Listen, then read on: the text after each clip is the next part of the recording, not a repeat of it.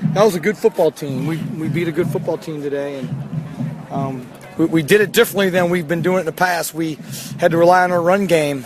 We did big plan with some passes, but they did a good job of rushing our passer and made us do some things we haven't done before and improvise on the run. And the kids did a good job of adjusting. That's the beauty of our offense, Barrett, is we can kind of make things up as we go without new learning. I noticed that in the first quarter they really disrupted things in the backfield. It was a tale of two quarters.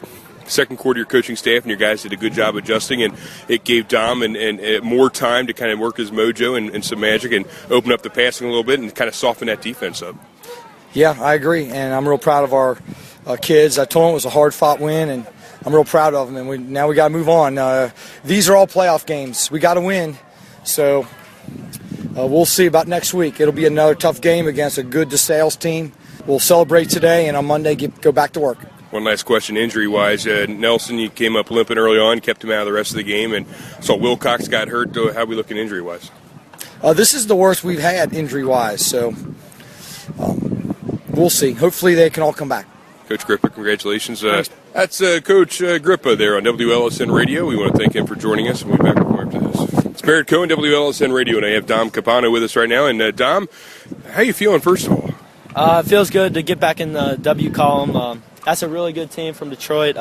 Just really glad to come out here and get a win, even in a tough fashion. I was kind of talking about your hit from two games ago. I think I'm still feeling that, and I wasn't even involved. It did kind of rattle me a little bit. Had to miss a lot of the 2 games we played, but it feels good to be back out here, especially at home. Talking to Coach Grippa, it was kind of a tale of 2 quarters in the first half. You guys struggled in the first quarter. They had a lot of penetration in the backfield. They really disrupted things a bit. Some changes were made, adjustments were made. You guys softened up that defense in the second quarter, and that's when things started jiving for you guys, it looked like. I think the faster we went, and it helped us a lot. And then we were able to start running the ball on them a little bit, and it just cleared up the passing game as well. How'd you feel about that pass of Vogelpohl? It was from what I saw, it was the double pump. When you double pumped, that double pump freed him up just enough to get out in the open, and you got him open for that touchdown. Yeah, it was a design play action pass, and I just pretty much threw it up, hoping Ty would go get it. I thought it was going to be pass interference, but he comes down with just a sensational catch, just one of the best I've seen a high school player make. Congratulations, and you got to focus on now Columbus DeSales, another quality football team, and let the chips fall where they may going into Elder Week. Yeah, DeSales is a good team. We can't overlook them, of course. They got Warren Ball, Ohio State commit running back. They're just a good overall football team. They know us. We played them. Even last year we had a tough game with them, so we got to come out and be prepared to play, and then hopefully go 2 for 2 next 2 weeks. What's your favorite radio station to follow the Lancers? Definitely WLSN, and then... Good answer. Yeah. And then? No, there's probably nothing after that. I don't really listen to the radio that much. There you go. Dom, good luck, and we'll see you next week. All right, thank you. That's Dom Capano, your quarterback for the LaSalle Lancers. Now it's time for Tyler Vogelpohl, and I see you over there making fun of Dom. Give him a little bit of pressure there. What's up with that? Because you didn't know I was going to pick on you next. No, I didn't. I just like playing around sometimes, messing around with my quarterback, You guys connected nicely tonight. We were just talking to Dom about that touchdown there in the second half. It looked like it was like a double pump, and you did a good job staying on your route. I see a lot of times guys will break off the route on a double pump when they think they're out of the play, and you did not. You stayed right with it. Yeah, I mean, it was a designed play action pass, and I knew my route was just a go route and to try to burn the safety that was guarding me. So that's what we did. What happened at the end of the game there? A little ruckus? I don't know. I have no idea. I was right by it, but I don't know what happened. That's a great place to be. You're by it, but not in it. Exactly. Now, there's been a lot of people who've been demanding Fire and Ice back on WLSN Radio. We got about 4 or 3. I got like 3 emails and 2 posts on the Facebook page. Can we get Fire and Ice back on this week? Oh, you sure can, definitely. I'll talk to Fire. There you go. We got Fire and Ice coming up this week. That's Tyler Vogelpohl in a big game tonight. We have Joe StoneCold Burger with us. How do you like that nickname, by the way? Yeah, it's all right. I like it. It kind of has at the beginning of the year I didn't like it as much, but now it's become a part of me. And I love growing on you, isn't it? I mean, you can't, because there's really nothing you can do about it at this point anyway. No. And it's spreading because everybody, when we hear people calling in and talking to us, they say StoneCold. So I mean, it's synonymous with Joe Burger now. But a tremendous football game, and we talked on the broadcast sign up on the Fox Sports broadcast that you just have a knack for the football, and I think that's a phrase that's maybe overused a lot of times, but you really do. You have a nose for the football. I saw it tonight. I couldn't even describe it. You saw the quarterback in trouble in the backfield. You had about 2 or 3 players in front of you. You just blew them all up to get to the quarterback. Impressive. Thank you.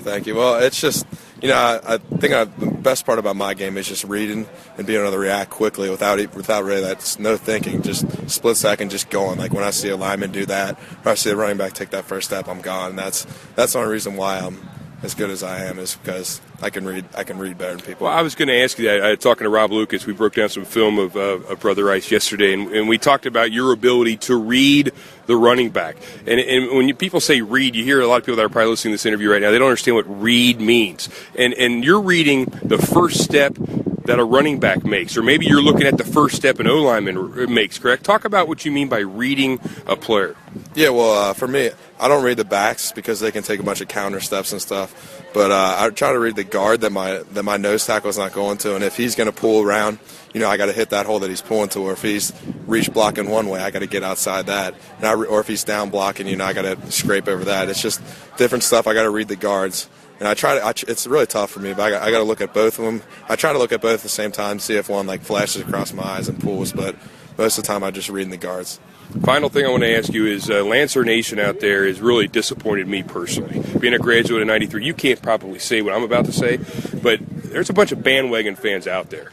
You lose 2 games in a row to the number 3rd ranked team in the country, arguably the 13th ranked team. They're locked at a showdown over down the street now with the St. Ed's and X right now. And you lose 2 in a row, and these fans just kind of, there's no activity on the WLSN site. There's nothing going on. You're a leader of this football team. How do you keep these guys on your team focused on the ultimate goal, and that's the end of the year, and that's the final playoff berth that you guys are all shooting for? I mean, that's got to be challenging for you. How do you keep these guys focused? Well, we had after we got our butts handed to us by St. X, we all had a meeting with all the seniors. And we just kind of said, we need to step it up every day in practice, and what we do in practice results on the field. And so we really had a good week of practice this week, and you could tell in our defense we ended up playing really well. And so main thing is just picking up in practice, and we're out here, we're playing for each other. Whether those guys are there or not, we're going to play out here for each and every one of us on the team.